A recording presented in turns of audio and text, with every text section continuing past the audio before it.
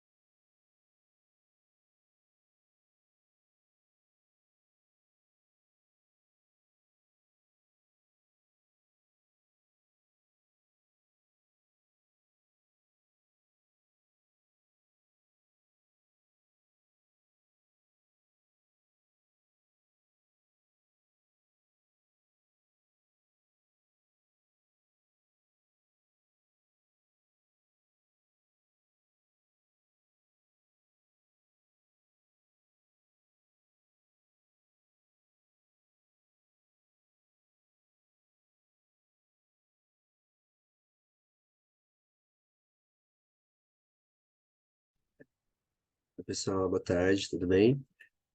São 16 horas agora. Eu acredito que todos os autores já estejam aqui, só aguardar a entrada dos professores, tá? E a gente já dá início. Geraldo, eu estou aqui de suplente, tá bem? Precisar de alguma coisa? Ah, tá ok, Thaís, obrigado, viu?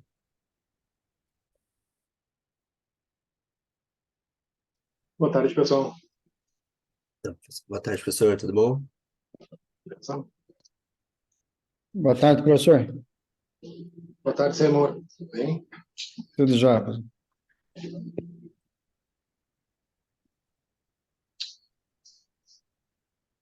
A Bárbara deve estar chegando a qualquer momento.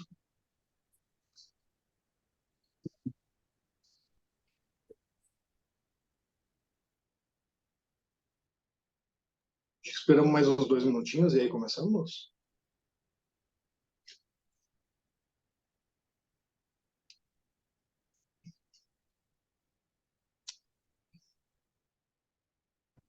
Olá, boa tarde a todos, tudo bom?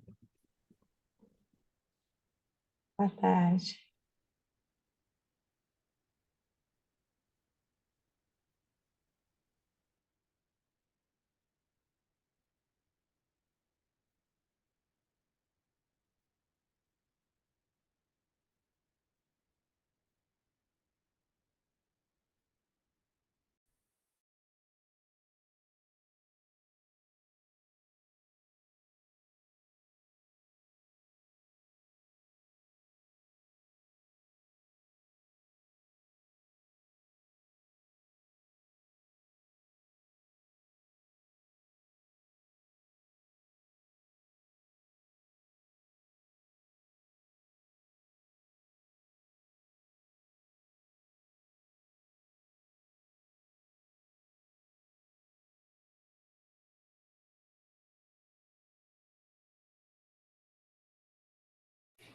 Boa tarde, pessoal, tudo bem? Vocês me escutam bem? Boa tarde, Caio. Te escutamos bem. E o Ótimo, momento. obrigado.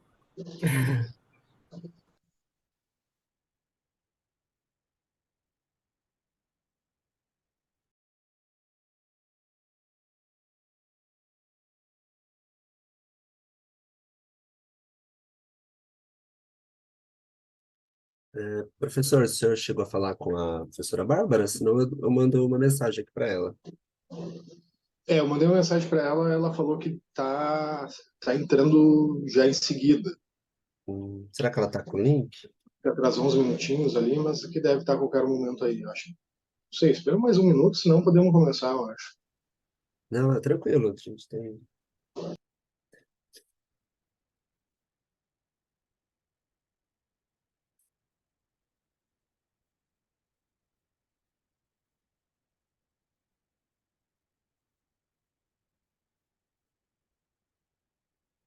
Ela acabou de me mandar aqui uma mensagem que ela está sem o link, eu vou enviar aqui para ela, tá?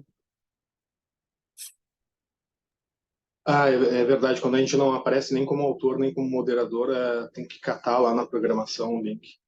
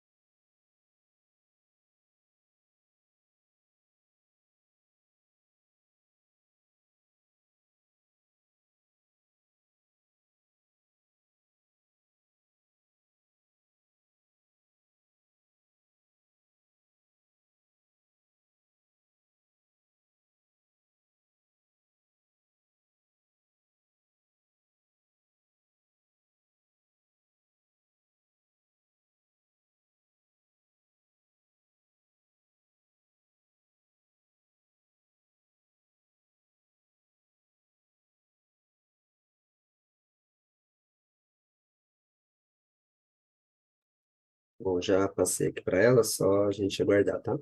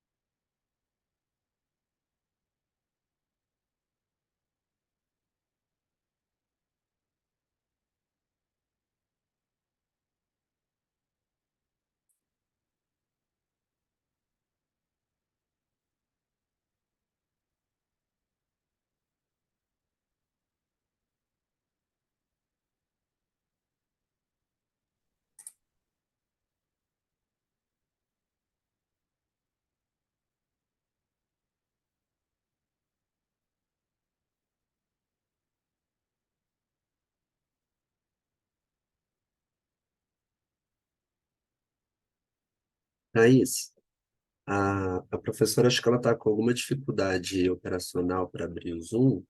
Eu posso passar o contato dela e você tenta dar um suporte para ela conseguir Sim, acessar? claro. Aham. Eu vou te enviar aqui no Você me... WhatsApp o Tá, link. você tem ali pelo grupo, né? Sim. Tá. A Bárbara é a primeira? Não, ela é a professora. Talvez indicar para ela entrar pela programação, porque talvez o link ele mude de pessoa para pessoa, mas se entra lá pela programação, pela parte dentro do site do SEMEAD, né? Clica em programação ali. Sim, eu vou passar esse link para ela. Masbá, professor. O sotaque da professora aí. Oi? Masbá, esse sotaque é tão gostoso.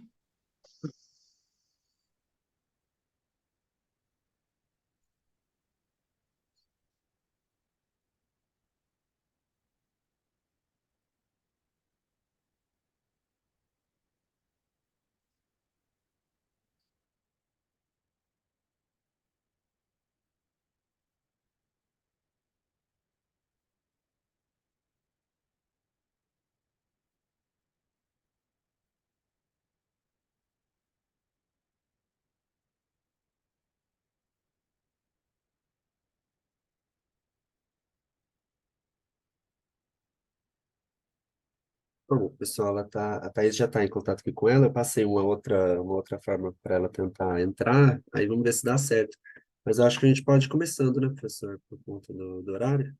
Sim, eu acho que é E melhor aí a a gente gente começar a meio que ela entre apresentação. no meio da apresentação, Isso. para a gente não ficar E aí senão a esgoelado. gente perde tempo e a sala ela fecha automático no final. Então, Sim. bom, pessoal, primeiramente boa tarde aí, né? Ó, ela está entrando agora, então acho que deu certo. Boa tarde. Eu sou Geraldo, eu sou doutorando em administração aqui pela FEA. É um grande prazer estar aqui hoje com vocês, nosso último dia de evento, nossa última sessão, né?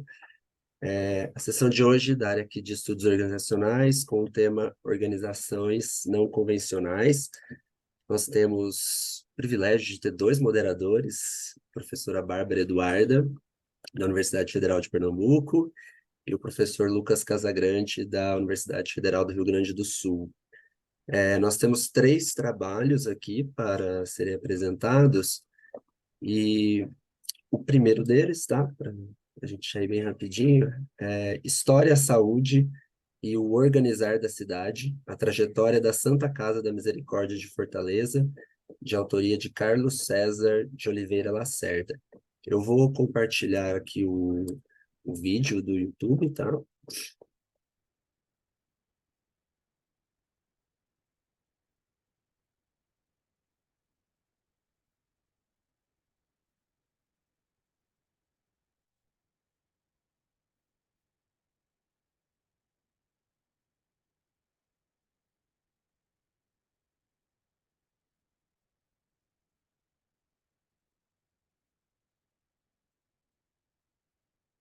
Todos, vou iniciar agora a apresentação do trabalho intitulado História, Saúde e Organizar da Cidade, a trajetória da Santa Casa da Misericórdia de Fortaleza.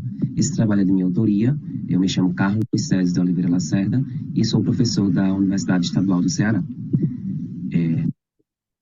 Na introdução, a gente abordou alguns aspectos relacionados ao próprio hospital, né, e o contexto teórico que está imerso na pesquisa, né, o trabalho se debruça na história do primeiro hospital de Fortaleza, na sua relação com a organizada cidade, né, portanto, o objetivo do trabalho foi compreender a trama histórica do primeiro hospital de Fortaleza na sua relação com a organizada cidade. Assim, o problema de pesquisa foi como se deu a trajetória histórica do primeiro hospital de Fortaleza na sua relação com a organizada cidade. Para tanto, foi estabelecido, né, dois eixos teóricos, né, que ligam teoricamente a pesquisa. No primeiro eixo teórico foi abordado, né, as discussões da abordagem da história dos estudos organizacionais, né, justamente para entender esses aspectos históricos de um hospital. E do outro lado, né, do eixo teórico, a gente trabalhou com os estudos sobre as cidades nos estudos organizacionais, justamente para compreender essa relação do hospital de uma instituição com a organização da cidade. Em termos metodológicos, metodológicos à pesquisa de cunho qualitativo com inspirações históricas. Foi organizada uma coleção documental que foi composta por jornais de tempos idos, fotografias, relatórios, imagens, documentários e reportagens. Eles foram organizados a partir de diferentes acervos, como mostra esse quadro, tá? Tivemos 8 acervos no total, onde 7 foram acervos eletrônicos e 1 acervo físico, que foi o acervo do Memorial da Santa Casa da Misericórdia. Nesse acervo físico, a gente tem alguns documentos que relatam sobre a história do hospital, bem como da história da cidade de Fortaleza. Indo já para os resultados, né, que foi intitulado Uma História a Ser Contada sobre o Primeiro Hospital de Fortaleza e organizada a cidade e a Santa Casa da Misericórdia. A Santa Casa é uma instituição filantrópica, tá, de referência no estado do Ceará, sobretudo durante o século XIX, sendo o imponente primeiro hospital de Fortaleza, e esse ano a Santa Casa fez 162 anos. Ele seguiu no movimento das Misericórdias e foi regido inicialmente pelo compromisso das confrarias produzidas por Portugal, a partir da lógica das Santas Casas, que foi fundada em Lisboa em 15 de agosto de 1498. Aqui a gente tem uma imagem mostrando, né, a localização da Santa Casa no centro histórico de Fortaleza, né. Ele está rodeado de alguns equipamentos urbanos importantes, como, por exemplo, a Catedral Metropolitana, o Mercado Central, né, e algumas vias importantes, né, como o Complexo Cultural da Estação de Artes. São todos equipamentos urbanos e que têm um significado importante para a história do Ceará, né. E aí a gente tem algumas fotografias, né, 2 fotografias do hospital, tá, e ele fica bem próximo à região litorânea, né, na região histórica, né, da cidade de Fortaleza. Bem, nossa história inicia-se nos idos de 1861, mais precisamente em 12 de fevereiro, que foi a inauguração do Hospital da Caridade. Esse foi o primeiro nome do hospital. Essa data representa historicamente a oficialização da Irmandade da Misericórdia. Percebeu-se também que entre esses anos, entre 45 e 47, ocorreram sucessivos períodos de estiagem no Ceará, de seca, né, intensificando-se o crescimento dos pobres, retirantes, doentes e mendigos nas margens da cidade de Fortaleza. As autoridades, então, sentiram necessidade de criar um hospital para atender às diferentes demandas dos pobres desassistidos por conta das consequências das secas e das epidemias que assolavam a cidade, entre elas a epidemia da cólera em 62 e da febre amarela em 1851. Nesse período, a cidade viveu o apogeu das políticas governamentais pautados na Belle Époque, né, entre os processos de higienização do espaço e limpeza social rumo ao almejado progresso, né, da modernização da cidade de Fortaleza. Assim, nesse período, os considerados loucos, doentes, pobres e prostitutas eram vistos como nocivos ao processo de aformoseamento da urbe, né, no seu processo civilizatório. Dessa forma, justificando o discurso médico de saúde pública. As diferentes práticas citadas estavam atreladas historicamente ao discurso médico a partir dos conhecimentos difundidos pelos tratados de higiene pública, sugerindo, então, a medicalização do espaço e também da sociedade.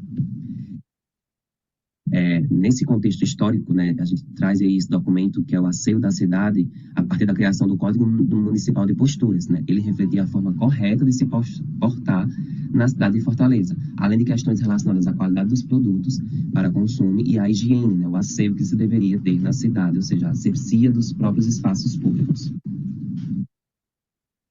Diferentes jornais, né, eu trago aí esse jornal histórico, noticiavam as necessidades e demandas relacionadas à criação de um hospital, que foi o Hospital da Caridade, para a atenção à saúde das pessoas nesse contexto de crise, né, para tratar e medicalizar as pessoas a partir dos seus processos de limpeza urbana. Nesse processo, além de atendimento hospitalar, o hospital ofereceu também amparo religioso. Essas práticas estavam vinculadas ao cuidado com o corpo e também com a alma. Tá? A gente tem algumas imagens históricas, né, demonstrando como foi a criação desse hospital nos tempos idos. Tá? Então, além desse cuidado com o corpo, se tinha também esse cuidado com a alma. Estava muito relacionado corpo e alma. E eles ofereciam esse tipo de serviço. Ademais, a Santa Casa também promovia serviços de acolhimento, né, de órfãos e mendigos. Com essa prática, combatia-se a mendicância de pessoas em situação de vulnerabilidade, né, em situação de rua, o que possibilitava, segundo os administradores da capital, a modernização de Fortaleza. E aí a gente tem alguns momentos históricos, né? Em 25, o hospital firmou-se como uma instituição de alta tecnologia, sendo o pioneiro no estado no que diz respeito à introdução do serviço de radiologia, ao inaugurar o primeiro aparelho de raio-x. A década de 80 foi marcada pela integração do hospital ao SUS, tá? Sistema Único de Saúde, sugerindo dados importantes na saúde do Ceará. O processo de organizar de saúde levou ao que hoje é denominado do Complexo da Santa Casa. O Complexo da Santa Casa. Ele é formado pelo próprio Hospital da Santa Casa, bem como uma casa de saúde chamada Eduardo Salgado, que é um pensionato, o Hospital Psiquiátrico São Vicente de Paulo e o Cemitério São João Batista. São todos equipamentos que fazem parte do complexo da Santa Casa. Nossa história chegou, emerge do nosso campo histórico, o Asilo São Vicente de Paulo, também conhecido como o Asilo dos Alienados, que faz parte do complexo. O asilo igualmente orienta esse processo na cidade de Fortaleza por meio da problemática da loucura no Ceará e do confinamento dos corpos. O asilo enfrentou diferentes problemas, dentre eles superlotação, más condições de tratamento e mesmo de sobrevivência. E aí uma questão que nos salta aos olhos era o perfil de quem era considerado alienado, como também a questão da superlotação e as más condições que permaneceu durante muito tempo e somente após a reforma antimanicomial é que essas questões começaram a ser pensadas e problematizadas. Para isso, nas nossas considerações finais, foi criada uma representação gráfica, colocando no centro a Santa Casa da Misericórdia e orbitando nesse processo a questão social, cultural, urbana e política, por meio do discurso médico e a saúde pública, a escassez de água, os retirantes flagelados que foram empurrados para as margens, os aspectos de pobreza, tudo isso relacionado à questão da caridade, da religião e da prática médica.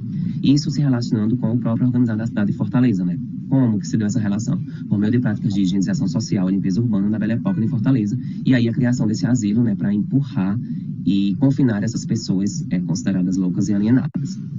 E aí a gente começa a refletir algumas lições da história, Primeiramente, compreendemos que não é dos dias atuais que a saúde e a ciência biológica, a partir das suas perspectivas positivistas, têm apresentado um discurso de cuidado, comprometido com os ideais da emancipação e avanço do conhecimento, mas que, na verdade, foi empregado como símbolo de exclusão, disciplinarização urbana e confinamento dos corpos. Esses espaços, o hospital, o asilo, foram justificados por práticas médicas para depositar as pessoas indesejadas a partir de um projeto de higienização social e limpeza urbana das cidades que ocorreu no início da modernidade na busca pelo almejado progresso da cidade. A ciência médica, nesse caso, passou a ter poder de decidir, com base na estrita observação da sua técnica, o que era normal e o que não era, passando a exercer notável controle sobre a sociedade. Assim, o perfil dos considerados loucos e alienados foi o grande alvo desse projeto médico de higienização social. E aí começamos a refletir algumas questões à luz dos estudos organizacionais. Finalizamos esse processo refletindo igualmente sobre os aspectos relacionados à gestão, à própria administração, a quem a gestão serviu no passado, tem servido no presente e vai servir no futuro, compreendendo uma posição crítica de pensar sobre as maneiras pelas quais a administração e suas técnicas podem dar as mãos a uma gestão que seja de fato inclusiva, não colocando à margem e no lugar do esquecimento diferentes grupos específicos que territorializam seus espaços. E com essa reflexão, finalizamos a nossa apresentação. Muito obrigado pela atenção.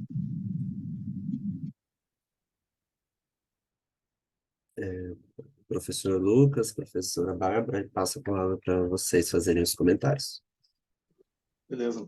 Obrigado, Geraldo. Obrigado, Carlos. Eu acho que é bem interessante o tema, e o tema ele é ainda mais interessante porque ele é passível de ser extrapolado para além de Fortaleza, A impressão que eu tenho é de que esse processo histórico é um processo histórico que praticamente todas as grandes cidades no Brasil viram, As Santas Casas, inclusive, eu acho que na grande maioria das metrópoles do Brasil, mas se não é pelas Santas Casas, é por outros processos que houveram de higienismo social, E a gente teve um processo muito forte no Brasil de tentar prender os loucos, De tentar colocar eles à margem da sociedade e tudo mais. Eu ia comentar, aqui em Porto Alegre, e aí eu vou fazer um comentário daqui para fazer uma pergunta para ti. Aqui a gente teve a Santa Casa, mas a Santa Casa não foi o principal que levou o processo higienista na cidade. Na verdade, foi um hospital chamado Hospital São Pedro, Esse hospital era um hospital público, aliás, até hoje é um hospital público, no qual se levavam todos esses loucos, alienados e qualquer nome que se queira dar para essas pessoas, indigentes, para lá. E o São Pedro ele acabou formando, particularmente aqui em Porto Alegre, um processo muito curioso no qual a zona leste da cidade ela é uma zona que até hoje ela é menos povoada e ela é mais pobre do que a média da cidade, porque ela ficou estigmatizada como a zona do Hospital São Pedro, a zona dos loucos, a região dos loucos, que justamente me parece ser o objetivo do teu artigo, que é refletir a respeito de como é que se dá o processo de organizar a cidade por meio de um marco tão fundamental que é o Hospital da Santa Casa, em Fortaleza. Então, assim, essa primeira questão que eu teria para te trazer, né, que é como é que, de fato, porque, pelo menos no artigo, eu imagino que tu deve ter ideias que vão para além daquilo que está escrito, por isso que eu te pergunto, né? Mas no artigo não está muito claro como é que se deu o processo de organização da cidade a partir do hospital, né? E aí é por isso que eu te pergunto, assim, qual é que é o impacto que, principalmente o processo higienista histórico, acabou criando no próprio processo de organizar a cidade, né? Enfim, depois eu tenho mais questões, mas eu quero abrir para os demais que tenham interesses. Aí eu respondo agora, eu espero outros comentários. Eu acho que pode responder agora e depois passamos para o próximo. Tá, joia. Boa tarde, pessoal. Prazer estar com vocês, né, compartilhando essa pesquisa, né, essa pesquisa eu desenvolvi, né, de forma individual, né, eu estava trabalhando com alguns aspectos da minha tese e a questão da Santa Casa, né, ela emerge na minha pesquisa. Não era objeto do meu estudo na época do meu doutorado, né, e deixei de lado a Santa Casa para estudar posteriormente, né, foi o que aconteceu. Eu, a relação do hospital me chamou muita atenção nesse momento, né, de limpeza urbana, do processo de modernização da cidade, né, desse discurso de rumo ao progresso, justamente para tentar entender como as pessoas elas eram confinadas e excluídas, né, nesse processo. Tanto não a Santa Casa em si, né, eu tive muito cuidado com isso, porque a Santa Casa esse ano a gente está tendo várias notícias aqui em Fortaleza, na mídia, no que diz respeito à Santa Casa, né? Ela está trabalhando muitas questões de inovação e é o hospital mais antigo, né, da cidade. E aí algumas coisas atualmente, né, me chamam a atenção quando a gente vai falar sobre a própria organização de Fortaleza. Alguns bairros periféricos em Fortaleza, bem assim, marginalizados da Zona Oeste, eles surgem de um movimento de segregação, como, por exemplo, aqui um bairro chamado bairro do Pirambu. O Pirambu, ele nasce, né, de um campo de concentração que teve aqui em Fortaleza em 1915 e 1932, né? O campo de concentração foi o que eu trabalhei na minha tese. E aí, quando a gente reflete sobre a própria organização da cidade, né, eu acho que, professor Lucas, a resposta vai muito dentro desse conceito de pensar o organizar histórico da cidade e o seu impacto atualmente, né? Por exemplo, eu quero dizer com isso.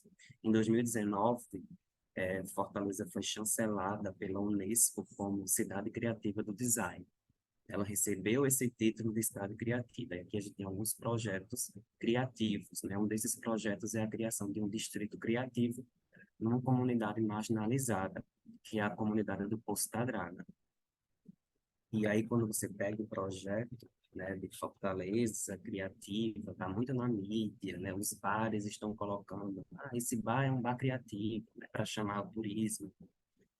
E aí, quando a gente pega o próprio planejamento do projeto, planejamento Ceará 2050, Fortaleza 2040, que são os planejamentos de longo prazo da cidade, a gente vê alguns equívocos e que a história tentam explicar, né? Então, lá na época da Belle Époque, né, as pessoas estavam tentando se organizar, chegavam do interior para Fortaleza, como elas não conseguiam se adequar, o que é mais fácil fazer? Excluir, não criar política pública para essas pessoas.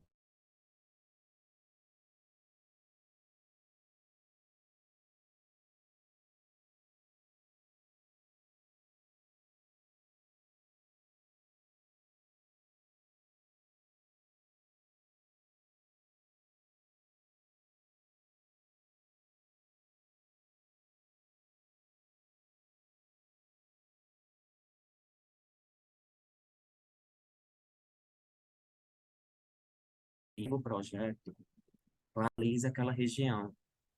Muito pelo contrário, né? Para o Poço da Draga, que será um distrito criativo, né, futuramente, eles colocaram um círculo na cor escura, né, preto.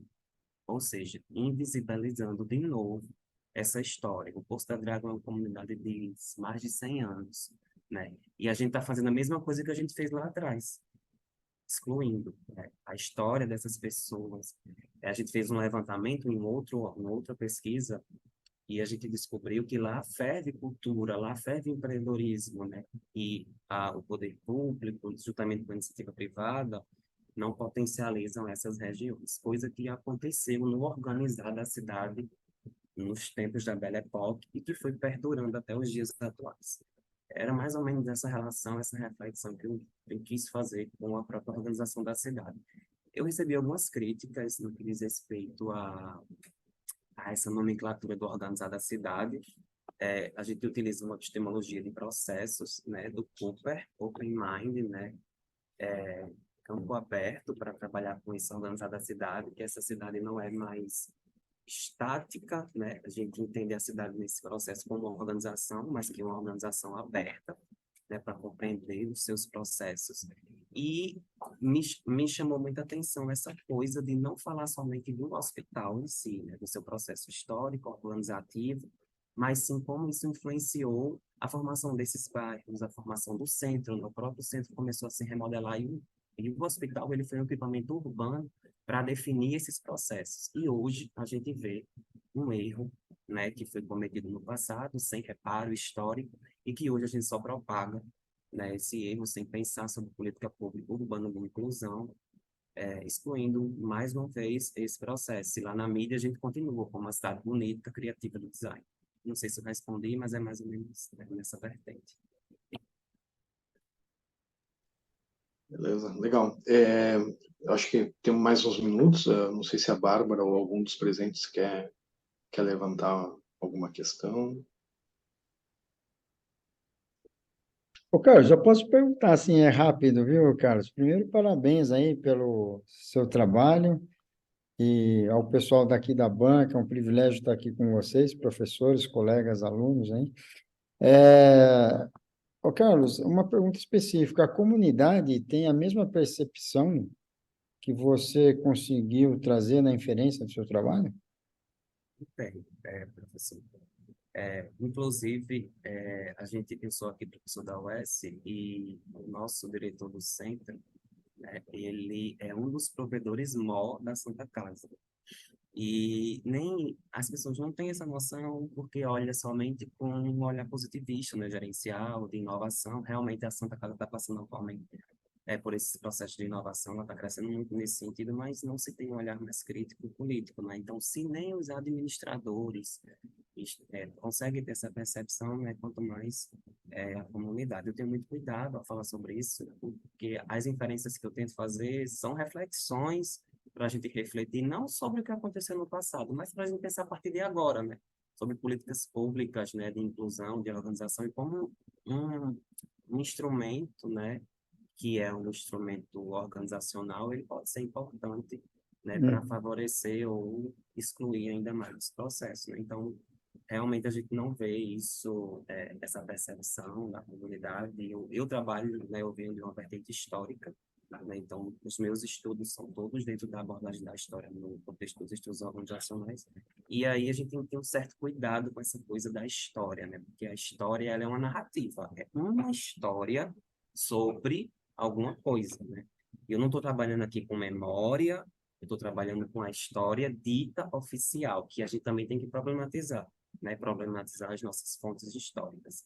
E aí eu estou contando ou recontando essa história com base nos documentos. Talvez fosse interessante fazer uma pesquisa com a comunidade, enfim, e trabalhar também com a parte da memória para a gente ver se de fato, né, existe essa percepção.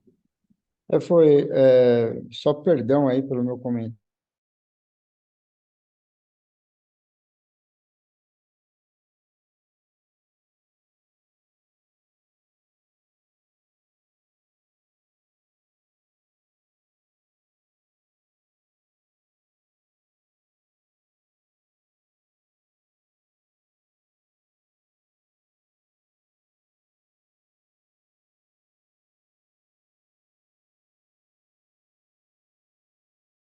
Só o comentário, mas obrigado, Carlos. Parabéns mais uma vez pelo trabalho.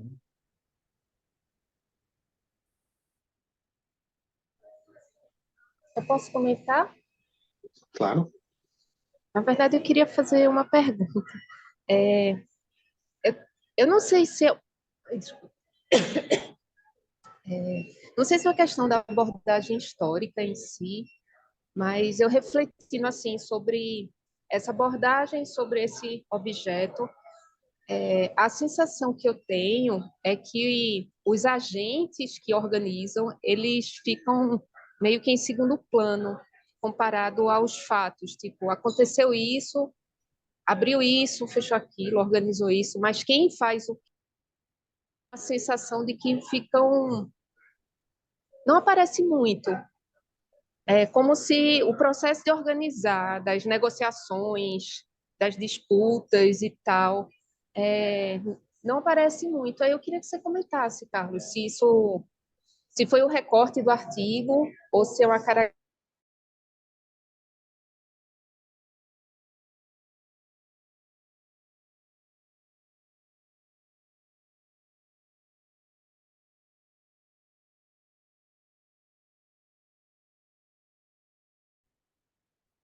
Oi, professora, travou aqui, poderia só o finalzinho, passou acho que uns 30 segundos travado. Eita, então eu vou repetir, você não parou. Tá. Eu queria te ouvir sobre até que ponto essa perspectiva sobre esse tipo de problema, os agentes desse processo organizativo, se eles não ficam um pouco em segundo plano em relação aos fatos, como se fosse um pouco a narrativa, aconteceu isso, aconteceu aquilo. Isso é próprio do método, né, do método histórico, né? Como eu não trabalho com a parte da memória, os atores, o que surge é o que está no documento, né? E a gente sabe que o documento ele serve a interesses próprios, né? Então, eu assumo esse risco, né? Eu tenho recebido algumas críticas com relação a essas e realmente os atores, né, que organizam ou desorganizam, eles ficam um pouco em segundo plano porque eu estou me recorrendo aos fatos e aos documentos históricos. Talvez, se eu tivesse trabalhando com memória ou entendendo esse processo por meio dos stakeholders, não sei, alguma teoria que pudesse, como o Semo falou, eu poderia, né, ouvir mais, entender como é que se dá esse processo pelos atores, né, que no momento não era o foco, né, da minha pesquisa. A ideia é que eu acho, né, que hoje o que a gente pensa sobre urbanismo, sobre progresso, né, de cidade, é que considere, né, esses processos entendendo as próprias pessoas, né, porque hoje a gente não vê isso, né, infelizmente. Então, a reflexão é meramente organizacional, né? A quem nossa gestão tem servido no passado, serve no presente e vai servir no futuro, né? Então, é mais entender como essa história, de fato, linear, né, pode trazer algumas reflexões, né, como o próprio Sertor fala, as lições da história, para a gente pensar o hoje, né, nessas políticas que sejam inclusivas e não excludentes, mas, de fato, esse ator que você comenta aí, ele tem sido muito... Aí só assim, fechando sobre esse. Eu queria comentar o seguinte, que eu entendo que o processo de organizar da cidade é fruto de uma grande disputa política, né? A gente tem interesses muito diversos na cidade e geralmente, infelizmente, no Brasil se impõe muito a partir de quem vinha financiando campanha política. Eu não sei se você conheceu o Ocupa Estelita daqui de Recife, que eu acompanhei muito de dentro, assim, e eu lembro como assim, se a gente for olhar a história do que aconteceu no processo do Estelita,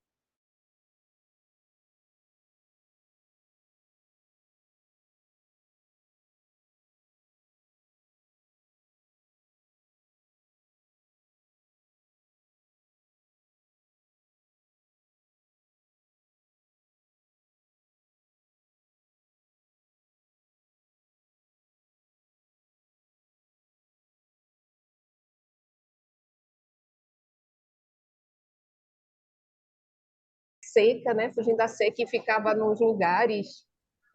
Eu Eu estava numa lembro. sessão que você estava, acho que com o seu companheiro, e eu trabalhei com esse mesmo processo histórico, só que falando sobre os campos de concentração, que foi resultado da minha tese, né? Na época, a Santa Casa ela surge também como um instrumento político que organiza esse processo de exclusão. Mas como não era objeto, eu deixei de lado, e aí eu fiz um artigo sozinho futuramente para falar sobre essas questões. Tenho me dedicado a estudar, né, esses processos pela lente histórica, inclusive eu apresentei um trabalho também semelhante no Enampar desse ano, e na oportunidade fui convidado para fazer parte de um projeto que discute organizações hospitalares. Né? Estou me encantando, né, dentro desse processo. Mas eu agradeço as perguntas do professor Lucas, da Bárbara e do Seno, as provocações, né? Esse artigo está no começo, né? Eu vou tentar melhorar ele para tentar uma publicação periódica. Agradeço mais uma vez a atenção na leitura, o cuidado na leitura, e é isso, tá bom, gente? Obrigado.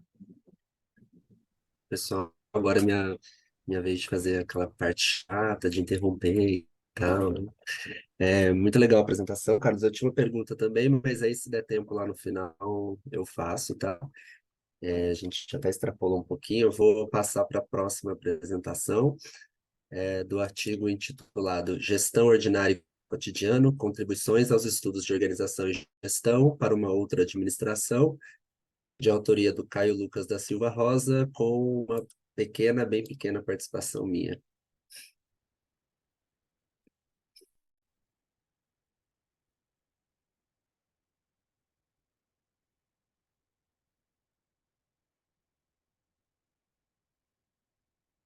Olá, meu nome é Caio Rosa e eu vou apresentar o artigo intitulado Gestão Ordinária e Cotidiano, Contribuições aos Estudos de Organização e Gestão para uma Outra Administração, que foi desenvolvido conjuntamente com Geraldo Tessarini Júnior. Registramos o nosso agradecimento ao CMEA de 2023 pela oportunidade de apresentação. Quero registrar meu agradecimento pessoal à CAPES pela concessão da minha bolsa de mestrado. Inicialmente, ecoamos o entendimento de que as teorias tradicionais da administração buscam construir um conhecimento considerado puro e universal, que triunfa por meio das tecnologias de gestão. Mas é preciso que questionemos que tipo de administração abrange a singularidade de organizações alternativas ou não convencionais, como pequenos comerciantes ou feiras populares, por exemplo. Para responder essa questão, é preciso contestar a noção da gestão universal e da sua imposição hegemônica. Questionar a universalidade da administração exige compreender a complexidade das relações organizacionais e sociais no cotidiano.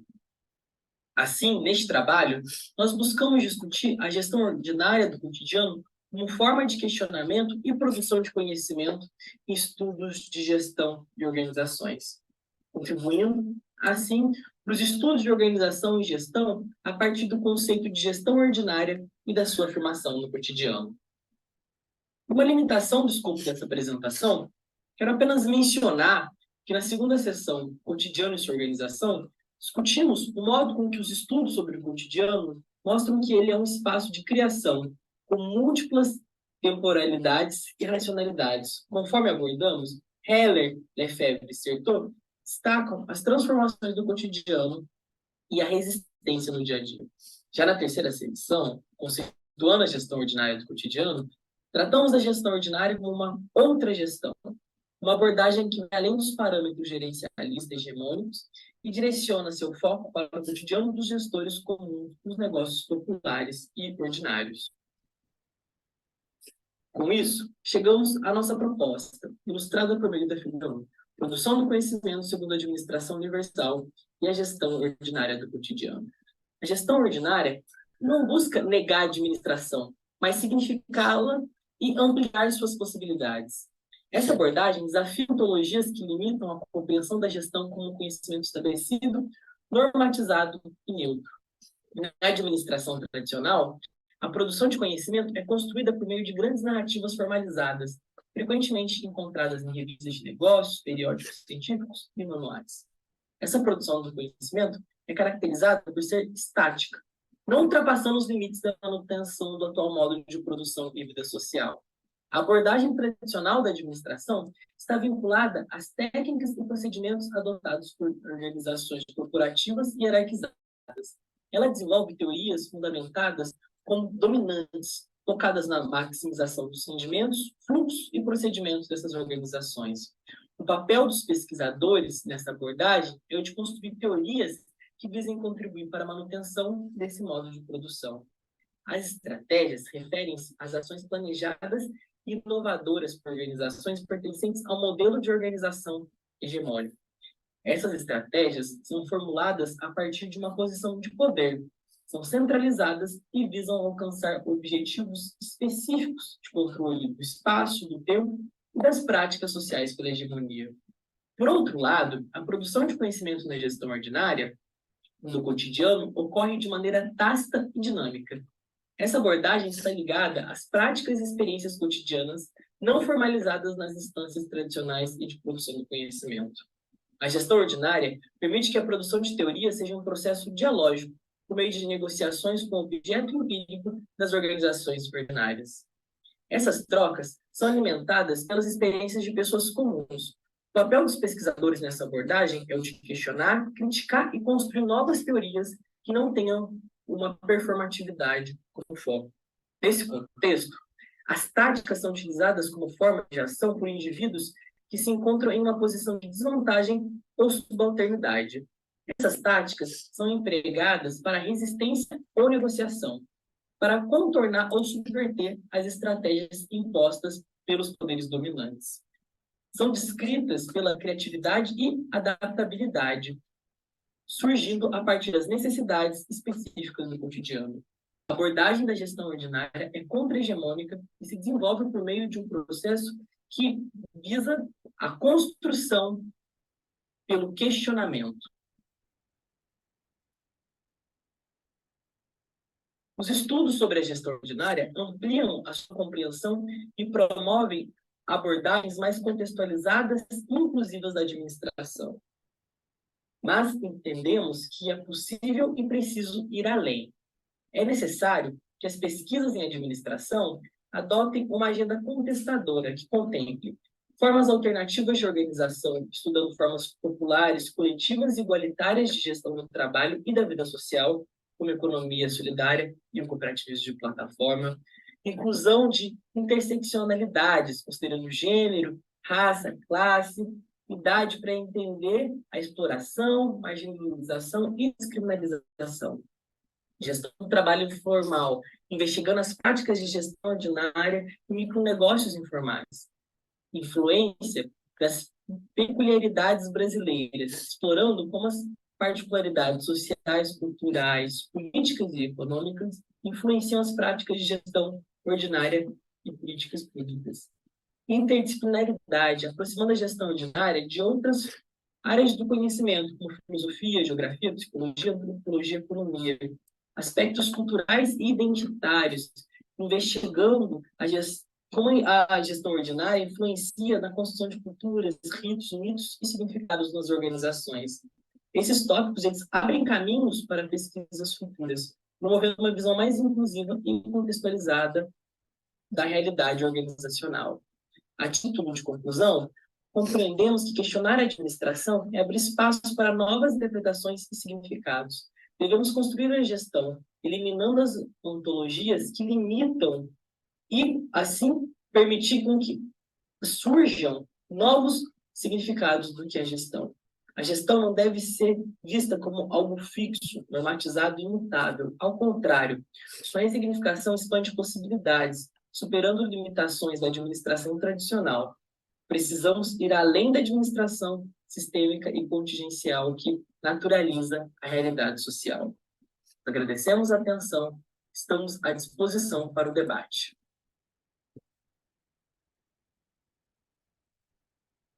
Professor Lucas, professora Bárbara. Beleza. Muito legal. Só para entender, o Caio, ele é mestrando atualmente? Boa tarde, pessoal. Acho que eu não tive a oportunidade de me apresentar isso. Eu sou mestrando na UFMG.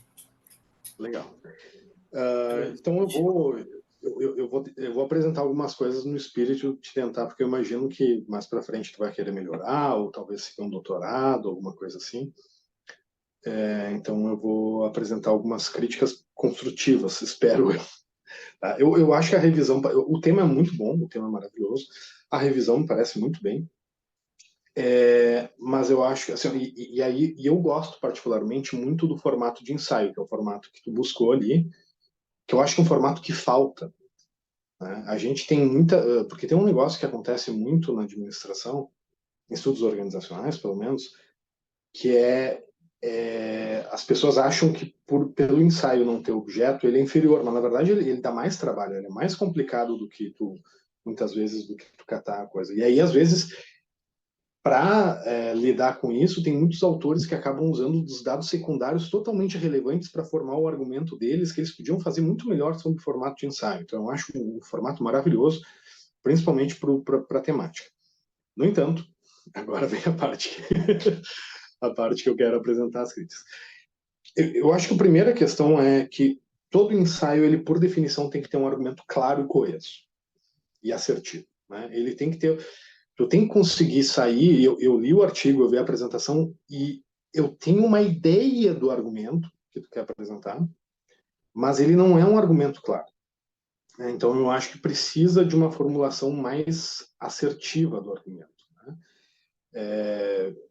Eu, inclusive, recomendo fortemente que se utilize um parágrafo para isso, assim, para dizer assim, o meu argumento, o nosso argumento é, né, e faz um parágrafo do argumento para sintetizar, assim, né? Porque isso dá potência para o ensaio, né? Porque aí, inclusive no processo de escrita, né, para o futuro, para outros ensaios, ele também ajuda, porque quando tu enuncia o argumento para ti mesmo, de antemão, tu já sabe qual é o teu norte é uma palavra horrível, né?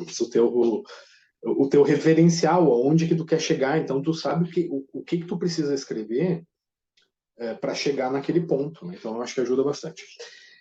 E aí agora tem mais uma questão que eu quero apontar, que é para discussão, de fato, tá? Eu tenho um problema com o conceito de gestão ordinária, tá? Eu acho que o conceito de gestão ordinária, ele é um conceito que ele faz o contrário do que ele se propõe a fazer, né? Ele tenta dar visibilidade, o que é uma coisa muito louvável, muito boa para essas fórmulas vernáculas de se organizar, mas ao fazer isso, ele já está colocando como se essas formas de gestão fossem de segunda linha, fossem coisas menores, coisas mais... não sei como chamar exatamente isso, assim, mas alguma coisa como se aquilo ali fosse de fato meramente uma coisa ordinária, né? Não, agora não no sentido de palavrão, né, mas no sentido da etimologia mesmo da palavra, como se aquilo ali fosse simplesmente aquilo que as pessoas fazem, né? Aquele negócio que as pessoas fazem. E isso gera dois problemas, me parece. O primeiro problema deles é esse problema que eu acabei de comentar sobre, por mais que ele torne visível, por um lado, por outro lado, ele acaba deslegitimando, mesmo que não seja objetivo, né? Eu sei que não é objetivo, os autores que trabalham com isso não têm esse objetivo, né? Mas me parece que isso é uma consequência inadvertida. Eu perdi a linha de raciocínio. Tinha uma segunda questão que eu ia comentar. Tá, se eu lembrar depois, desculpa, às vezes o déficit de atenção pega.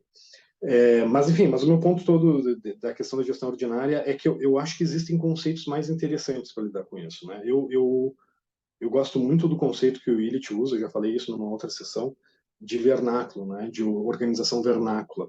Por que vernáculo? Porque, e aí, né, de novo, o vernáculo, a ideia original de vernáculo era como a Igreja Católica e os romanos chamavam as culturas inferiores, ditas inferiores, né? As culturas do populacho, assim, né? Aquele pessoal lá, assim, né? E aí, claro, a gente usa vernáculo hoje em dia como se fosse uma questão de linguagem, mas não é uma questão de linguagem. E isso aconteceu porque o primeiro dicionário que não foi de latim feito na história foi o dicionário feito pela Igreja Católica de castelhano. E aí eles colocaram na capa do dicionário de língua vernácula castelhana. O que estava querendo dizer com vernáculo ali é a língua desse populacho aí, a língua desse povo que fala, né, esses bárbaros, né, sei lá, não é o que eles pensam. Mas o ponto é, o termo vernáculo ele sempre foi feito para definir isso que vem de baixo para cima, né? Isso que vem naturalmente da cultura, do ethos de um povo, das formas que as pessoas têm de se organizar, né, que me parece muito parecido com aquilo que quer definir o ordinário. Só que o problema é que eu acho que o ordinário ele acaba remetendo a um processo de deslegitimação, né? É quase como se a gente tivesse, no esforço de fazer uma coisa, a gente acaba fazendo coisa contrária. Enfim, tá, eu acho que por enquanto era isso. Eu não sei se, Caio, se tu quer comentar agora ou se a gente passa a palavra para a Bárbara ou para os demais. Professor, primeiro, obrigado. Eu acho que eu prefiro ouvir a professora Bárbara e depois fazer um comentário único, assim. Às vezes são questões que dialogam também.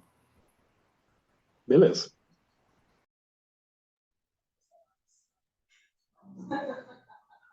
Oi.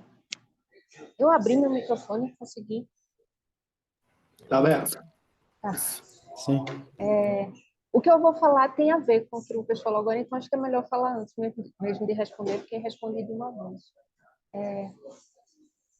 Tem várias abordagens diferentes para falar do organizar que não é da administração.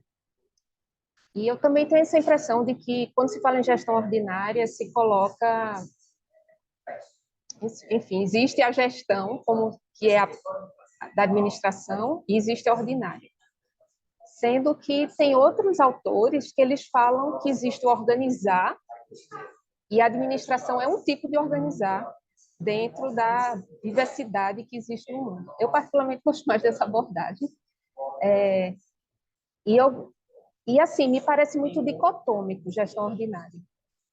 Ou é isso ou é aquilo. E a gente tem visto vários artigos nesse SEMEAD mostrando que nunca tem só uma coisa. Até em empresa você vê algumas características do organizar semelhantes a outros contextos, e você tem, às vezes, um trabalho muito fora da lógica empresarial que, em alguns aspectos, se organiza numa lógica de administração. Então, me parece que, na abordagem da gestão ordinária, é como se tivesse que escolher um ou outro, sendo que o mundo é mais misturado que isso, né? Aí eu queria que tu comentasse assim, sua visão sobre isso. E parabéns pelo trabalho. Ótimo. Quero primeiro agradecer os comentários, agradecer a oportunidade que a gente tem de apresentar essa pesquisa. Eu acho que muito mais gostoso do que escrever é ser lido, né? Porque aí a gente tem a opção de ouvir outros pontos de vista, e isso contribui muito com o processo de escrita. A discussão da gestão ordinária, quando a gente traz, ela se insere numa continuidade, né, de um processo que foi, né, construído pelo meu atual orientador, que é o professor Carriere, quando ele propõe o conceito, etc.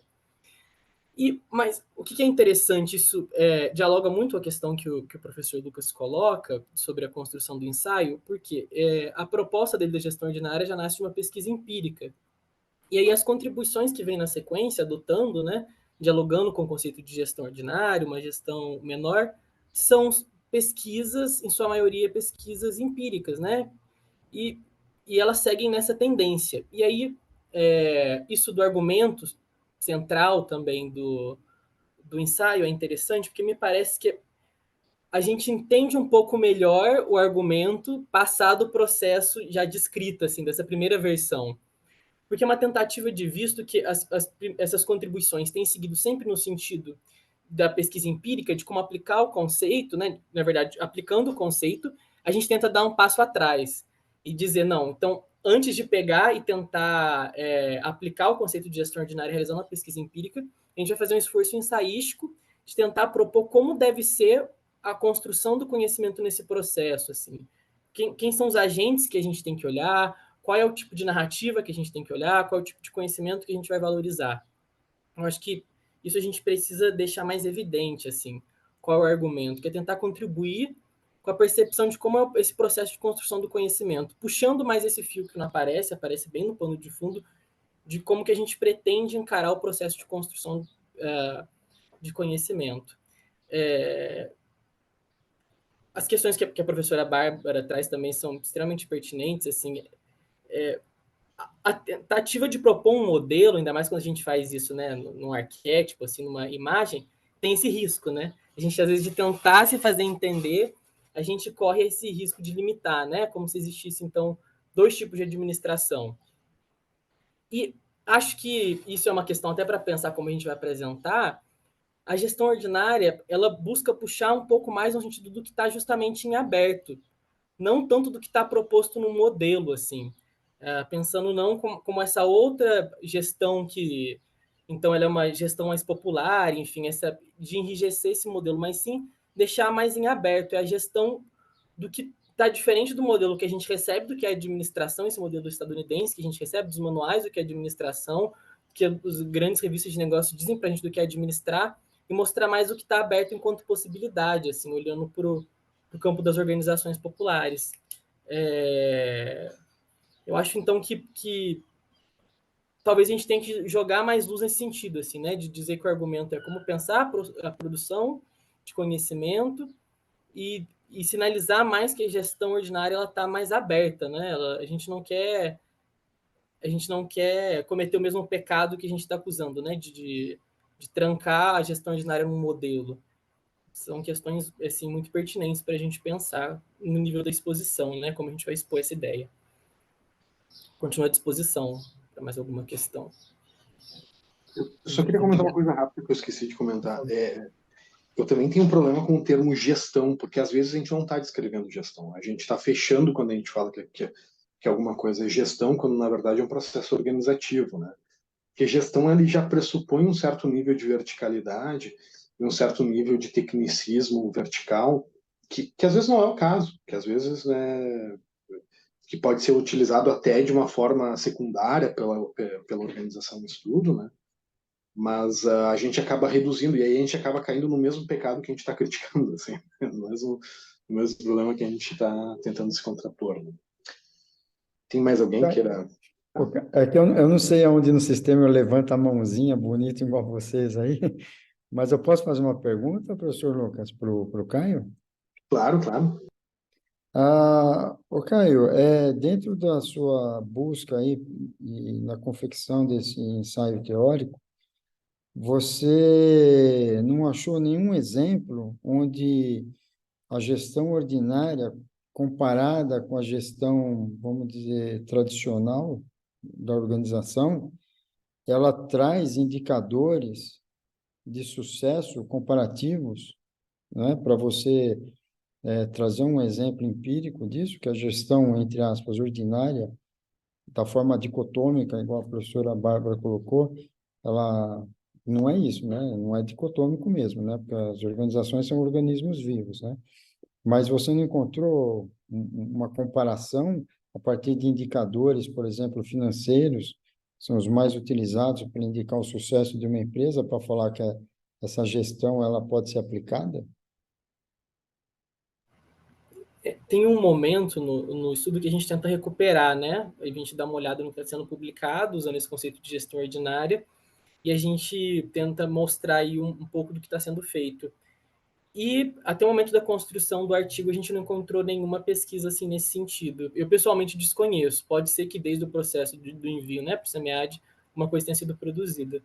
Mas eu pessoalmente desconheço, assim, de quem eu sei que está pesquisando com gestão ordinária também não tem conhecimento de nada nesse sentido sendo desenvolvido, não.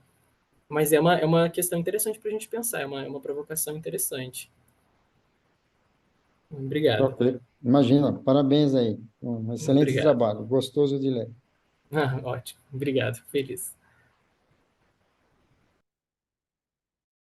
Eu posso falar agora? Levantei a mão. Pode falar, claro.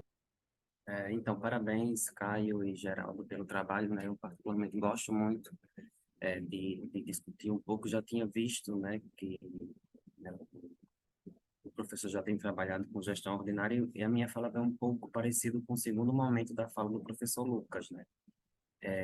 Eu acho que o termo, eu não me incomoda o termo ordinário, mas o termo gestão ordinária me incomoda mais, porque realmente traz essa coisa engessada gerencial, né? Talvez a gente pudesse refletir mais e discutir sobre o que são formatos organizacionais, né? E aí eu penso muito sobre os meus objetos de estudos, né? Assim, por exemplo, a gente entende e tem um paradoxo nos estudos de cidades que a gente considera a cidade como uma organização, como uma grande empresa. Mas os processos gerenciais que a gente vê lá em Taylor, Rafael, na administração científica, eles não são capazes de corresponder e entender a cidade pelo seu ambiente complexo, né? E aí é onde se aproxima a tua temática de discussão com as coisas que eu venho estudando. Sei lá, a cidade, ela está mais para uma teoria da complexidade, para a teoria do caos, né, do que, e eu afirmo, né, a McAllister e a Tanya Fischer são autoras que são oriundas, né, desse processo de gestão de cidade, e a gente diz que a cidade é uma empresa, né? A McAllister fala, cidade e organização, né? E só que quando eu considero isso como nos modelos tradicionais, que é o contraponto que você faz no seu trabalho, eu entendo que as técnicas, as estratégias dessa gestão tradicional não é capaz de responder à complexidade das cidades, né? Então aí não seria um processo de gestão puramente tradicional, né? É mais entendendo formas alternativas de se pensar gestões, né, nesse contexto. Eu acho que a ideia do teu trabalho é essa reflexão, num processo de emancipação, né, dessas pessoas que estão dentro desse contexto. E aí, só para finalizar, que eu vou ter que realmente sair, ou na fala do Seymour, né, eu acho que ainda falta, dentro desse termo, a gente ver como se dá operacionalmente essa gestão ordinária num objeto específico. E aí a gente tem vários modelos de gestão tradicional, né, nas empresas, nas organizações, que é o que eu sinto também na minha área, né? A gente discute, quando vai para a prática, eu não consigo operacionalizar. É a mesma coisa da história. Eu trabalhei 4 anos com pesquisa histórica. Tem os caras da história na administração. O Amon, a Ana Paula, parará, parará, parará, todo mundo. E quando eu olho a teses deles, né, eu digo, tá, mas eu preciso de um modelo, de um norte, né? E não tem. É mais ou menos, eu acho que a gente fica ali na discussão, quando vai para a parte operacional, a gente tende a errar. Mas é isso, a gente é só uma reflexão mesmo. Parabéns pelo trabalho. Muito obrigado, viu, Carlos? Obrigado de verdade. Bom, pessoal, não vou deixar o Caio responder. Queria agradecer, né? O Carlos vai precisar sair, né? Obrigado, Carlos, aqui nos comentários, também em relação ao artigo. Agradeço também os comentários do professor Lucas, da professora Bárbara, do professor Seymour. Eu fui apresentado a esse conceito de gestão ordinária através do Caio, então eu estou aprendendo ainda. A gente já está trabalhando numa nova versão desse artigo para enviar aí para um periódico, e acho que as falas de vocês trazem algumas reflexões que talvez a gente ainda não, certamente a gente não tinha pensado ainda, né, Caio? Eu vou passar para a próxima apresentação, tá? Geraldo, deixa eu fazer um último comentário breve. Como sugestão, tá, para vocês, eu acho que uma coisa que pode ser muito interessante, ainda mais como um ensaio teórico para o futuro, para publicação, é tensionar o conceito de gestão ordinária. Eu acho que isso teria tudo para dar uma publicação muito interessante. Eu não vi nada fazendo isso até agora, né? Que tem proposição, mas não tem muito claro, às vezes, esse componente. E aí seria muito interessante fazer um ensaio justamente em que vocês consigam produzir um argumento sobre as limitações ou sobre as potencialidades desse conceito, sabe? Talvez seja por aí um caminho interessante para produzir um argumento potente, assim. Era isso daí para finalizar. Legal. Obrigado, professor. Vou passar aqui, então, agora para o último artigo, tá? Organizações híbridas, tensões inerentes e indissociáveis como fator indutor de capacidades dinâmicas, de autoria de Seymour Waldshütter, espero ter pronunciado corretamente. Essa aqui é a transmissão, tá?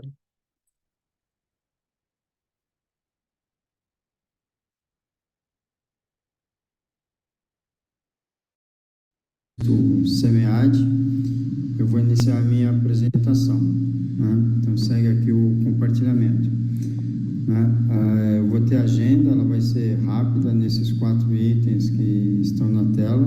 Então vamos começar pelo título da pesquisa. O título é Organizações híbridas, tensões inerentes e indissociáveis como fator indutor de capacidades dinâmicas. Esse título surgiu a partir de um espaço na literatura, né, sobre as capacidades dinâmicas. E as literaturas, elas, embora tenham um grande número que fale sobre capacidades dinâmicas, um grande número de literaturas, elas apresentam uma certa divergência entre si, né? Elas não apresentam uma convergência. E especificamente quando fala sobre tensões, né? E aí a lacuna apresentada é essa: as tensões tendem a impulsionar as capacidades dinâmicas nas organizações híbridas por meio dos desafios de aprendizagem, rotinas e inovação.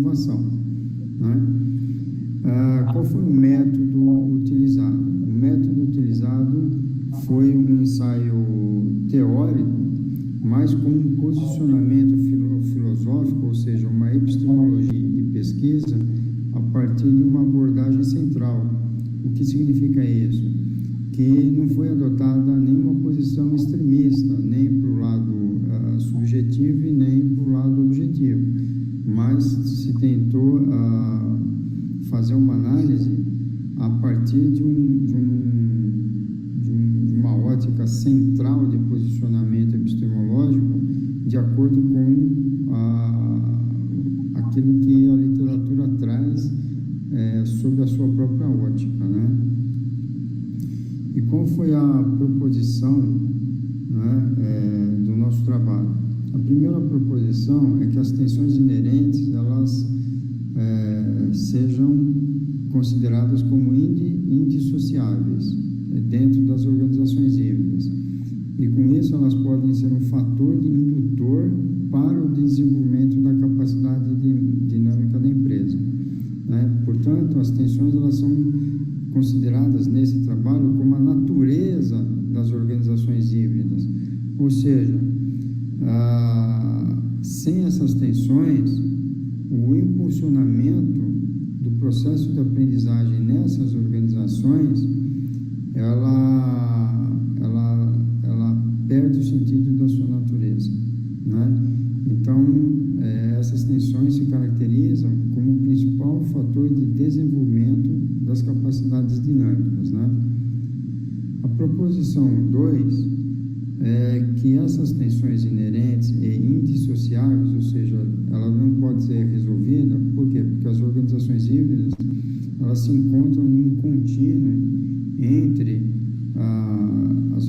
o setor público e o setor privado e o setor das organizações da sociedade civil, ou seja, ela se encontra nesse epicentro, né? Então, embora a legislação, né, ela, de uma maneira legal, ela não crie uma denominação específica, né, uma razão jurídica, uma forma jurídica para as organizações híbridas, mas ela se encontra no epicentro, na intersecção dos três setores, né?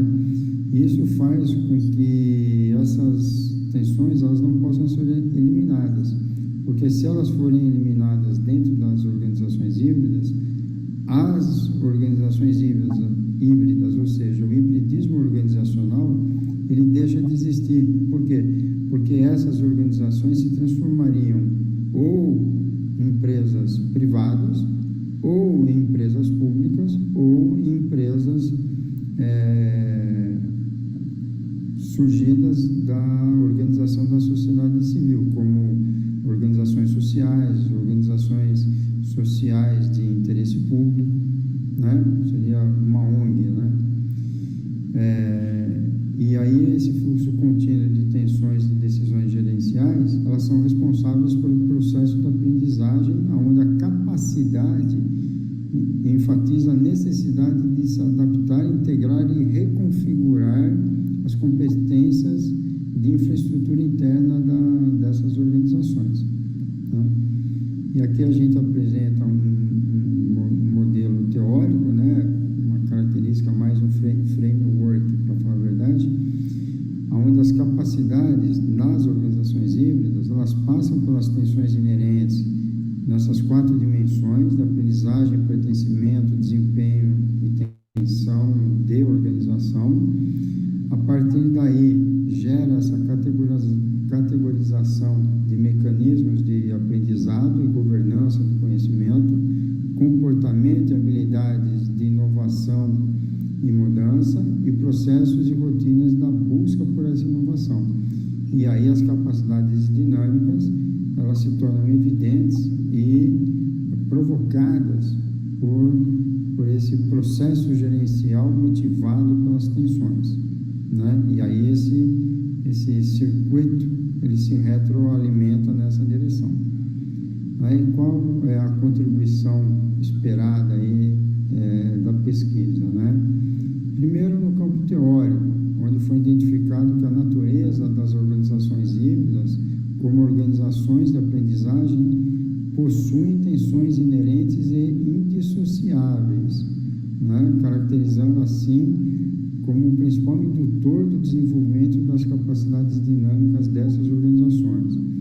E a segunda a contribuição esperada, né, que é a contribuição gerencial, ela é justificada pela elaboração desse modelo teórico explicativo crível, né, desse fluxo contínuo para a compreensão do desenvolvimento das capacidades dinâmicas, especificamente nesse tipo organizacional. Tá ok? Muito E eu que pedi um Uber Moto e o motorista era literalmente um cachorro. Gente, eu pedi um Uber. Bom, professor Lucas, professora Bárbara, com vocês. Bom, eu não sei se a Bárbara quer começar falando, senão eu começo. Tá, eu vou começar na ausência da fala. Bom, Seymour, se pronuncia Seymour, desculpa. Seymour, professor. Tá. Seymour, eu achei muito legal o teu trabalho, eu achei muito legal, de novo, né, o modelo de ensaio, eu acho um modelo que faz falta para a gente, porque tem uma coisa que eu tenho a impressão que na administração as pessoas estão se tornando cada vez mais cognitivamente preguiçosas, né? E quando a gente fala, a gente está lutando ativamente contra isso. Então, eu acho maravilhoso esse modelo, esse formato. Eu quero começar falando sobre a questão da lacuna que tu aponta de pesquisa, né? Tu fala que a lacuna, que tem uma lacuna de pesquisa que fala sobre, que é justamente o teu objeto, né? Que é onde tu quer atacar, e que eu concordo que existe essa lacuna. Eu particularmente não sei se eu já vi algum artigo que lide com isso, mas eu queria te oferecer uma hipótese de por que tem essa lacuna, tá? Assim, ó, eu vou dar um exemplo do que eu vou tentar ilustrar primeiro para depois argumentar, tá? Quando a gente, por exemplo, quando o Coase, Robert Coase, em 36, 30, na década de 30, eu acho que tu está ciente do artigo que eu estou falando, a natureza da firma. O Coase é 1936. 36. Quando ele apresenta o argumento dele, ele apresenta justamente falando da lacuna, né? Ele abre basicamente falando, né, de que existe uma lacuna ali, etc e tal, e que essa lacuna forma um problema. Mas a contribuição dele se dá justamente pelo salto epistemológico que ele dá entre perceber de que a lacuna não é uma lacuna de omissão, a lacuna é uma lacuna de paradoxo. Quer dizer, porque o que estava posto ali, e eu quero ilustrar isso porque me parece exatamente o mesmo caso. Né?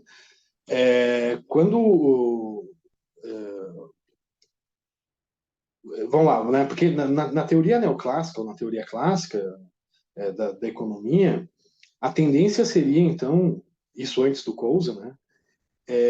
Seria de que, eventualmente, não existiriam mais organizações. Né? De que, dado o mercado perfeito, né? Não existiriam mais organizações, porque tu ia ter um processo que eles chamam de horizontalização completa, etc. e tal. Que não é a mesma coisa de horizontalização social, mas beleza, né? Horizontalização econômica, né? Onde tu ia ter um espraiamento total das forças produtivas, né? Bom, aí o Coase apresenta essa lacuna, que é a lacuna entre a teoria e a realidade, né? Diz assim, não, peraí, mas como é que... Né? Como é que tu tem uma teoria que está dizendo uma coisa e tu olha para a realidade, o que a gente vê diametralmente oposto, né? E aí, principalmente lembrando de que em 1930 e pouco era uma época, principalmente nos Estados Unidos, as empresas eram extremamente verticalizadas, né? Muito mais verticalizadas do que elas são hoje, né? E aí o salto que ele dá é o seguinte, o problema não é que é uma lacuna, o problema é que é um paradoxo. Né? E aí ele vai ofertar a ideia, então, de que, na verdade, existe, de fato, um elemento, uma variável, não sei como chamar aqui, que é os custos transacionais, etc. e tal, que são centrais nessa história, né? Que são absolutamente centrais para que exista a organização. Bom, por que eu falei tudo isso? Né? Porque me parece aqui que o problema da organização híbrida é mais ou menos o mesmo. Né? Existe uma lacuna aqui, porque essa lacuna não assim, talvez seja um auto-engano dos pesquisadores, alguma coisa assim, sabe? As pessoas não querem olhar para isso, não porque elas são preguiçosas, mas porque isso oferece um paradoxo absurdo, né? Quer dizer, quando tu vai olhar para uma organização híbrida, vai ter assim, cara, tem forças aqui que vão arrebentar a organização no meio, não tem, né, como lidar com isso, né? E aí, bom, eu apresentei todo esse meu argumento para apresentar uma hipótese aqui, que eu queria te ouvir o que tu acha sobre isso. A minha hipótese é de que o problema é que a organização híbrida ela é praticamente impossível. Ela é uma impossibilidade prática, né? Por que eu digo isso? Porque na medida em que a organização ela se amadurece, na medida em que a organização ela se mantém e tudo mais, ela vai ter que mimetizar alguma coisa, ela vai ter que se institucionalizar de alguma forma, né? E aí, como a gente vive numa sociedade de mercado, essa forma de mimetização vai ser uma forma de mercado, em última análise. Por que isso? Porque, em última análise, se ela não fizer isso, ela vai à falência, né? Porque ela está concorrendo com organizações que não são híbridas, né? Em última análise, ela está concorrendo com organizações que não têm outras questões tipo, com as quais se preocupar, senão com a produtividade, lucro, etc. e tal, né?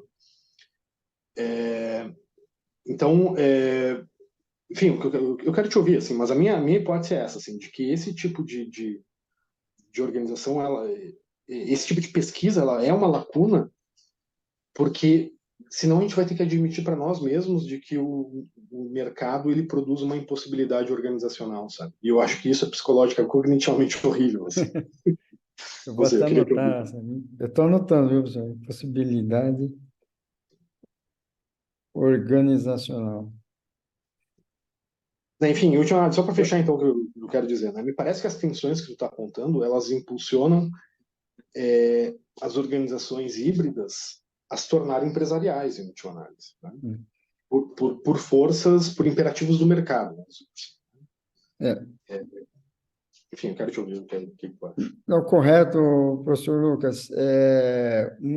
Os artigos europeus, eles têm uma visão diferente dos artigos americanos sobre o que significam organizações híbridas, né? O olhar americano realmente ele é orientado para resultados, né? Geralmente financeiros, né? Foge um pouco até do triple bottom line lá do conceito de sustentabilidade, eles não se importam com isso, né? Eles usam muito greenwashing, né? E agora, os artigos europeus, eles discutem esse tema, né? E eles não têm nenhuma conclusão. Até porque eles trazem que a mortalidade das organizações híbridas, ela ocorre justamente no epicentro de quando eles conseguem ter um nível de aprendizagem que gera produtividade e resultados financeiros, e aí eles esquecem do hibridismo organizacional por forças mercadológicas e eles perdem o conceito de valor e missão pela qual as empresas nasceram, né? E esse é o maior indicador do índice de mortalidade das organizações híbridas. Elas nascem com esse sentido de organizações de aprendizagem, mas quando elas aprendem, ao invés delas irem à frente para atingirem a missão organizacional, o DNA delas, pela qual elas nasceram, né? Os fatores financeiros e mercadológicos, eles impedem porque as forças internas da empresa guiam essas empresas para aumentar, por exemplo, o retorno aos acionistas, que é o mesmo problema, né, que eu imagino apenas que seja do trabalho do Caio. Ele faz um ensaio teórico defendendo uma posição de gestão ordinária, sendo que, na prática, o que essa gestão ordinária traz, né, de benefício, como se a gente entender o que significa sucesso, né, dos stakeholders envolvidos, né, que não sejam financeiros. Então, seja a gestão A, B ou C, não importa. A questão é o seguinte, na prática, o que que ela vai trazer?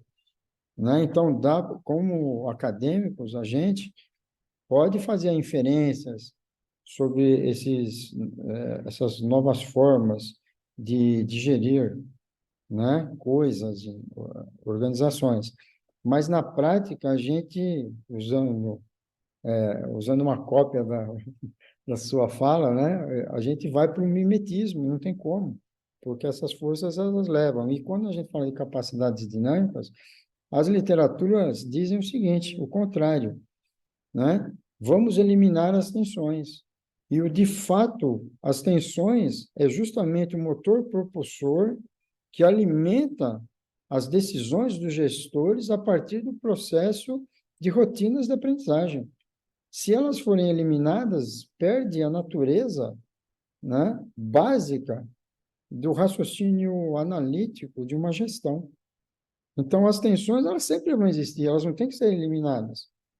Elas têm que ser geridas, porque elas que catapultam a organização a um patamar diferente, seja ele qual for, né? Então, eu trouxe esse tema e eu anotei aqui direitinho, eu também acho, em termos de hipótese, só que aí a gente poderia fazer uma defesa aí por análise multivariada de dados quantitativos e não um ensaio teórico qualitativo, né?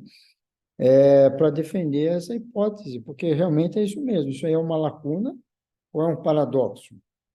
Né? Me parece agora, né, sem querer dar um tiro no meu pé, né, porque o trabalho foi aprovado, eu não quero que ele seja desaprovado no CMA, mas parece mais um paradoxo, mas é algo que ninguém tem, a palavra não é essa, não é coragem, mas ninguém teve a ótica de olhar por aí, né? Por que eu tenho que eliminar as minhas tensões?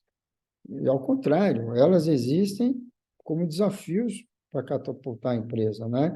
Mas se torna aí, de forma também paradoxal, no principal indicador da morte das organizações híbridas. Elas perdem a visão, missão e valores em detrimento de escolher, são trade-offs, né? Os resultados financeiros, que são mais visíveis, mais palpáveis, né, do ponto de vista administrativo, né? E eu acho que tem uma outra variável que acontece, e de novo, como hipótese, porque eu não tenho como comprovar isso, né? Acontece de duas uma, ou a empresa se transmuta, né, numa empresa mesmo, né, num negócio de aplicativos e fim de história, ou com muita frequência, também eu imagino que, ou então fale, né, ou então ainda uma terceira opção, que é uma espécie de criar uma faceta pública para uma empresa, né? Que é aquilo que o Guerreiro Ramos ele fala como é que é o nome? Não sei o que é cognitivo, que ele fala que a empresa, então, ela continua se vendendo como uma coisa, como uma organização híbrida, com responsabilidade social, ambiental, não sei o quê, mas aquilo ali, na verdade, só virou marketing, né? Porque no cálculo interno da gestão, o que interessa é o bottom line. Olha, eu vou passar a palavra adiante aí para. Exato, é isso. Professora Bárbara, você gostaria de fazer algum comentário antes da fala final do SEMA? Não, precisa não. Obrigada. Professor SEMA, você gostaria de acrescentar alguma coisa em um minutinho? Eu gostaria de pedir perdão pelo áudio. Nossa, que horror. Próxima vez eu vou prestar mais atenção nisso. O áudio do vídeo, né? Estava muito ruim. Eu até hoje não sei se não é melhor a gente apresentar na hora mesmo, né? O CEMED tem esse modelo que às vezes eu acho que gera mais problema do que resolve. Né? Bom, paciência. Mas obrigado, pessoal, pelo privilégio de estar aqui com vocês. Pessoal, bom, a gente já está caminhando aqui para o final, tá? Eu só queria agradecer novamente a participação de todos. Para mim foi uma experiência de muita aprendizagem. Todas as sessões em que eu fui líder de tema foi na área de organizações não convencionais. Então, aprendi bastante com a professora Bárbara, com o professor Lucas. E aí eu queria passar a palavra para vocês, para suas considerações finais, em um minutinho cada um, pode ser? Pode, eu posso começar em 30 segundos? Pode No ser. SEMEAD do ano passado, o professor Lucas também fez apreciação sobre o meu trabalho, né? E ele falou sobre Bourdieu, e eu não tinha visto quando eu tinha feito. Quando eu acrescentei os comentários do professor Lucas sobre a crítica dele sobre o meu trabalho, que não incluí o Bourdieu, eu consegui uma aprovação numa revista legal, que eu já tinha levado o gongo 2 vezes, porque eu não tinha essa contribuição. E eu inseri, literalmente, eu plagiei os comentários do professor Casagrande, coloquei no meu trabalho e fui aprovado depois de 2 gongos consecutivos. Foi muito legal. Então, o SEMEAD ele tem uma proposta de evolução do aprendizado para nós muito importante, né? Então, eu fico grato por isso daí.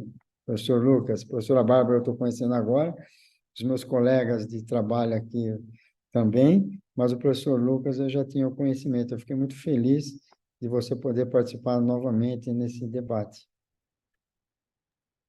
Que legal ouvir isso, Simon. Que ótimo. Porque é justamente essa a ideia, né, de congresso. Eu acho que quando a gente se dispõe a discutir os trabalhos das pessoas, a gente está discutindo justamente para que as pessoas possam melhorar, para que as pessoas possam acrescentar alguma questão, ver. A gente sempre tem pontos cegos, né? Não adianta. Todo mundo tem ponto cego, né? Todo mundo tem Uhum. alguma coisa que passou batido, que tu não percebe, né? Ou que tu não sei, não tinha considerado antes, né? E é sempre legal, assim.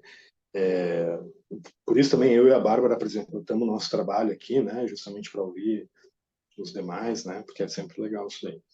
Bom, É para isso. finalizar, então, pessoal, eu fico muito feliz com a presença de todos aí, né? Eu não pude ir para São Paulo esse MEAD, o passado eu fui. Tomara que volte a ser presencial, né? Mas e tomara que as pessoas possam voltar a ir ao presencial, né? O mais importante. E, bom, eu queria agradecer a todo mundo e passar a palavra aí para a Bárbara, então. Antes da professora, desculpa, Caio, você quer completar em 30 segundos? Que aí a professora faz a última fala. Obrigado. Eu quero só agradecer as contribuições. Eu acho que é isso mesmo, né? É muito bom a gente poder ser lido, a gente receber essas sugestões para aprimorar o trabalho. As contribuições vão ser muito valiosas. Aí eu anotei tudo com muita atenção, muito prestígio. Obrigado, pessoal. Foi um prazer trocar aí com todo mundo. Professora Bárbara.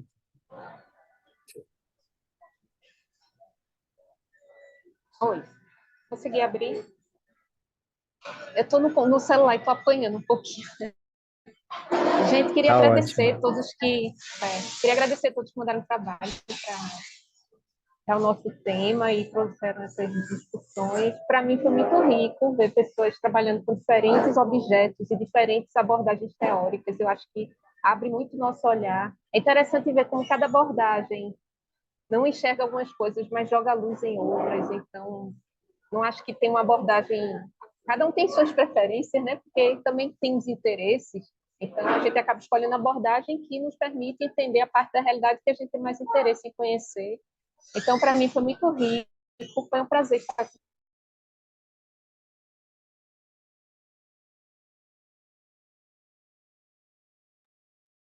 Acho que ela travou aqui no finalzinho. Bom, pessoal, para a gente finalizar, né, eu queria novamente agradecer a participação de todos. Pedir, por favor, para vocês fazerem a avaliação aqui da sessão, tá? Eu mandei o link aqui no chat, mas vocês também podem fazer diretamente na minha área ali, acessando o portal do SEMEAD. Queria pedir para todo mundo sorrir para eu fazer um print aqui, tá? Deixa eu ver.